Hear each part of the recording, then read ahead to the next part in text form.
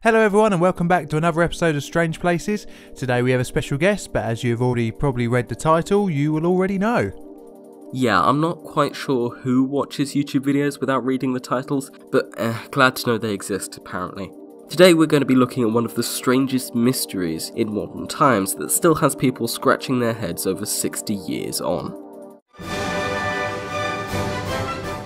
The Dyatlov Pass Incident, so named because it was an incident that happened in a mountainous region known as the Dyatlov Pass, though interestingly back then it wasn't yet named so, saw the deaths of 9 young Russian hikers who were also experienced skiers in the north of the Russian Ural mountains. Now, people dying in the wilderness is hardly much of an odd occurrence, especially in the 1950s where the modern benefits of GPS and accurate, well, mostly accurate weather tracking weren't yet around, but it is the manner in which the 9 students met their demise that has surrounded the incident in mystery. Because 2 weeks after the group disappeared, they were found, but in one of the most strange and bizarre conditions for what they were doing up there. One body had a missing tongue. Most of the hikers were not correctly dressed for their situation. Some were wearing each other's clothes as if they'd been mixed up whilst in a hurry. A hurry to where? Well, nobody knows because they'd all died. Their tent was collapsed and in pieces, the fabric not cut from outside but from within, by something. One victim had tried to climb a tree in such a frenzy that pieces of his own flesh were found in the bark. Oh, and throw in that some of the corpses were apparently radioactive. Yeah, we'll get back to that, but first a bit of context as to the events leading up to the incident. Whatever happened on the eastern face of Holat Siekl, whose name comes from the Mansi, which is a local obscure language, their phrase, Holaichel, or whatever that is, I'm not good at pronunciation, which literally translates in English to Dead Mountain, or if you don't like that one, there's also Mountain of the Dead if you prefer, which isn't at all ominous. As an extra serving of creepy, if you weren't fooled with the whole no-tongue mystery thingy, the area is supposed to be the haunting ground of the centuries-old legend of the Zolota Baba, or the Golden Woman. Now personally, this is not somewhere I'd like to go and take a stroll, but that's just me. No, too creepy. Yeah, me too, but only because I don't like hiking. The goal of the expedition was to reach Ortaran, a mountain just over 10 kilometres away from the site of the incident, and over 70 from their start point in Vizhai.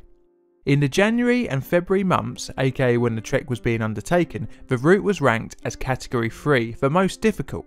But due to the experience of the group, it was not deemed to be too much of a challenge. Well, as much as walking 70 kilometres can be considered easy. They took the train to Vizhai, the last settlement before the bleak wilderness, and all 10 of them began their fatal 70-kilometre trek on the 27th of January 1959. Yes, not just 9 as mentioned earlier, because on the next day, Yuri Yudin turned back due to illness, leaving the remaining 9, Seymon, Nikolai, Rustem, Zinaida, Alexander, and 2 other Yuris, as well as Ludmila, all accompanied by their team leader Igor Dyatlov, to continue up the pass. Man, why do I always get the hard to pronounce stuff? And so Yuri Yudin is the last to see his 9 friends alive ever again, or at least that what we know of. But hey, that's a mystery for you. We'll pick up again from the outside when things start to get suspicious. Igor Dyatlov agreed to send a telegram to their sports club, which was presumably in Yekaterinburg, where the group all attended the university together, on the completion of the route to Vizhai to Orton and back, estimated to take at least until the 12th of February to do, or 2 weeks in total after setting out. The 12th comes, the 12th goes, and no telegram of any kind is received by anyone from Vizhai. Okay, so that's not supposed to happen, not a massive deal, but as the days went on things appeared worse and worse. Soon, and by soon I mean actually quite a long time, a group of students and others volunteered with every hope of finding at least some, but preferably all of the students alive. On the 26th of February, they found them, all dead. But even accounting for this, something was still off, that of course being the weird things going on with the scene. The students' tent was half pulled down and covered with snow, which evidently had fallen in the 2.5 weeks or so since something, whatever it was, had happened. It was found that most of the group's belongings had remained inside the tents, but they weren't anywhere near them. Later investigators also concluded that the tents had been cut from the inside, as if the inhabitants had attempted to leave the tent in a hurry and didn't even have time to use the door. From the abandoned campsite, the search party followed 8 or 9 sets of footprints, left by a combination of half-shoeless and barefoot people, down to a wooded area just under a mile to the northeast of the campsite. At the edge of the woods, under a large cedar tree, the remains of a small fire were found, along with the first 2 corpses, but no clothes on them. The branches of the tree were badly damaged from an attempted climbing effort by one of the students. A further 3 more bodies, including Dyatlov, were then found on their own in between the wood and the campsite, which people have suggested that they may have meant that they were trying to return to the camp that they ran from when they died. It took another 4 months to find the 4 remaining students in a ravine 75 metres south from the tree under 4 metres of snow. The remaining 4 looked better dressed, and it looked like they had taken clothes off their dead friends, so that's why their dead friends were naked. Oh, okay. In other news, I'd never thought I'd say that sentence. Also of note is a camera that Simon had on his body, which apparently wasn't recorded as being taken with any of them on the actual trip, and if that wasn't bad enough, the film was chemically corrupted by the moisture of the snow, so no images could be recovered from the film inside it. The first 5 bodies found, before May, had no injuries other than hypothermia, so it's likely that's how they died. However, the later 4 were found to have serious bone damage, the force causing them comparable to ones caused by falling from a great height or from some sort of vehicle crash. Let's go survey the damage. There are no cuts associated with whatever caused the broken bones. So, a weird few things can be explained right off the metaphor. There are some sources that say the site of the death is marginally radioactive, and some have immediately pointed to that and screamed about an alien conspiracy, but there is a reasonable answer for why a campsite would be radioactive. Something I remember from back when my channel did mainly chemistry videos. Lanterns, as in the camping sort of lantern, and specifically the lantern mantles, or the bit that glows, in the 20th century contained 99% thorium dioxide, which no surprises is radioactive, so there's a likely source of radiation right there off the bat. Also, it turns out the one with the missing tongue, Lyudmila, something like that, had died face down in a meltwater stream, and to attempt to not get graphic and fail miserably, the presence of water helps accelerate the decomposition.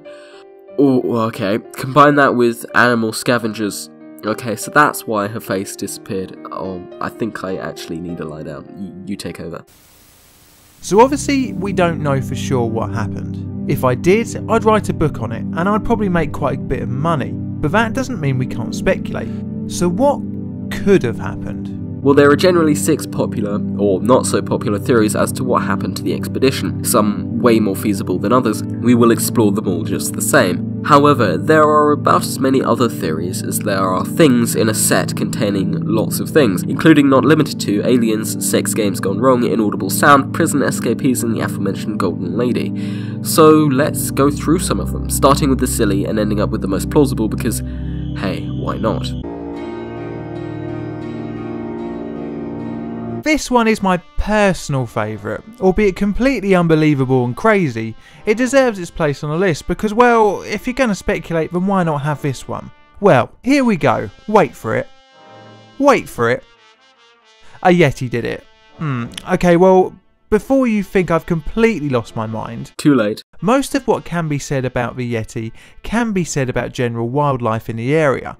For example, bears and wolverines in terms of disproving this hypothesis. And the fact that the Yeti as a species doesn't exist, so there's that. But the animal version of this is still quite plausible. There's something in the argument that because of some of the bodies sustaining broken bones, an animal or, Yeti would have enough power to cause those injuries.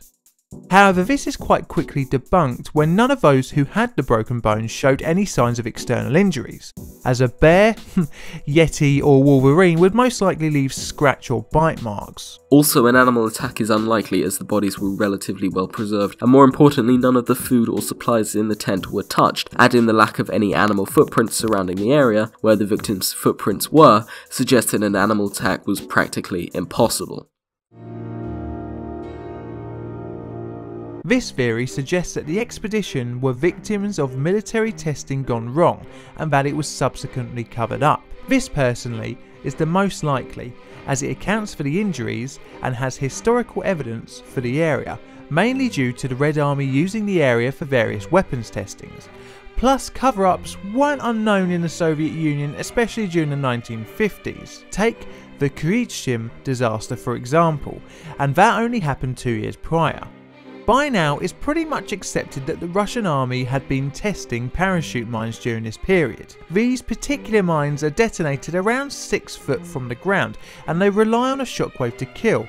This would fit in line with some of the injuries sustained by the expedition, and the strange goings on with the party getting confused and separated is easy to explain if planes are flying low and fast, dropping bombs at you at head height.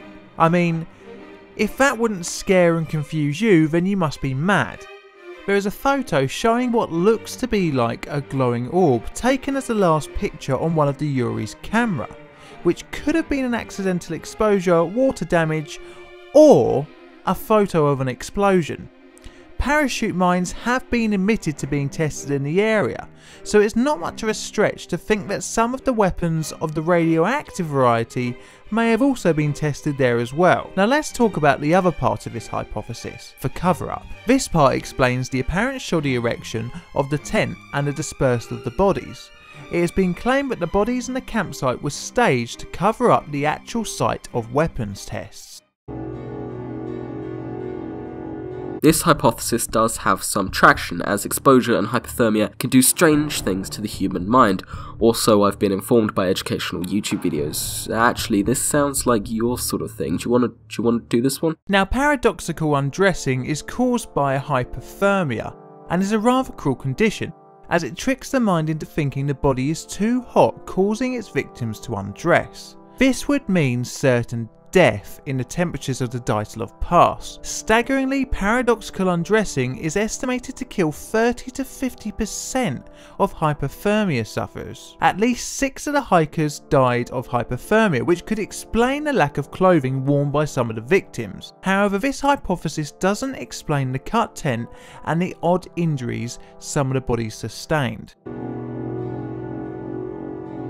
The hypothesis, or should I say theory as many agree with it, the group woke up in a panic, convinced that they were about to fall victim to an avalanche, for some weird reason.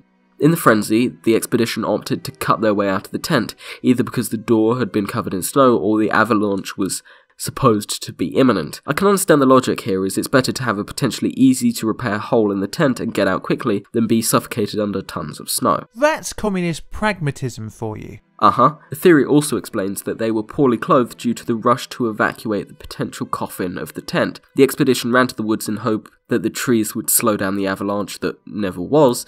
Once the apparent danger had passed, or failed to be realised, the theory claims that they split into 2 or 3 groups. One of the groups stayed in the woods to set up a fire and act as their new campsite, and the remaining part of the expedition made their way back to the tent to recover the clothes and equipment. It is at that point that the expedition began to freeze to death, with the final members of the group taking the clothes off their dead friends. The final 4 to die were claimed to be killed by the fall down the ravine, which is also plausible. Now, this theory, on the face of it, covers most of the bases and sounds initially credible, but once you start to pull at the edges, the theory begins to unravel. There is just not enough evidence to support the avalanche theory, as the location of the incident didn't have the telltale signs of an avalanche.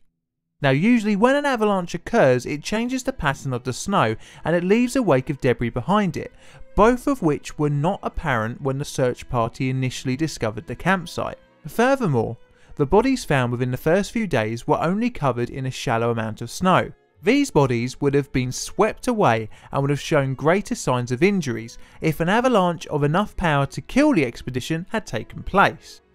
Many more expeditions have taken place since the incident, and none of them have reported avalanches in the area. Also, up-to-date surveys of the area have proven it to be very unlikely for such an avalanche to occur. Even in the unlikely event that all the criticisms could have been circumvented by, for want of a better phrase, the perfect avalanche, the topography of the pass means that any trajectory of the avalanche would have bypassed the campsite. The final nail in this very snow-filled coffin is that Dyatlov and the much older Zepherus were extremely experienced skiers, and the latter of the two was studying a master's in ski instruction and mountain hiking. Their experience would have suggested that they would have been able to correctly assess the campsite area, taking into account the risk of avalanche.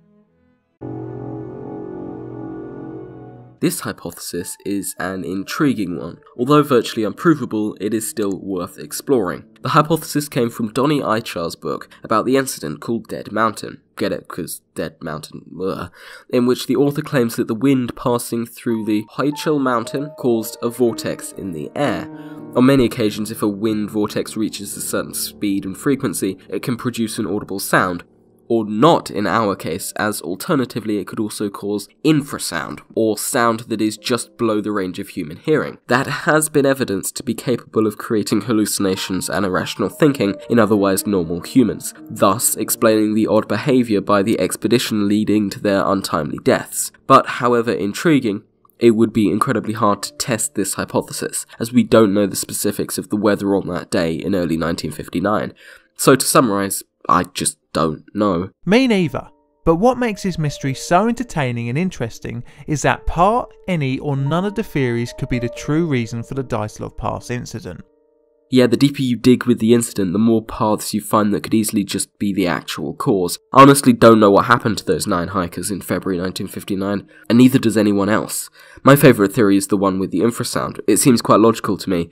If there's no evidence for external forces, and then the 9 people there all collectively seem to take irrational choices, we must look for something that creates a collective sense of irrationality or delusion, aka infrasound. But hey, that's just me. Now my personal favourite theory, excluding the Yeti, is that the expedition were unwitting victims of military testing. Soviet Russia was hardly new to crazy weapons testings, especially when the Tsar bomber was only 3 years later. But again, nobody knows for certain, so after hearing the evidence, what do you think? What's your favourite theory? Or have you even heard of one we didn't mention? Let us know in the comments. Yeah, whatever happened in that snowy pass, now named after the deceased team leader Igor Dyatlov, will forever be unknown. All we can do is guess. So on that note, all that is left to be said is thank you for watching.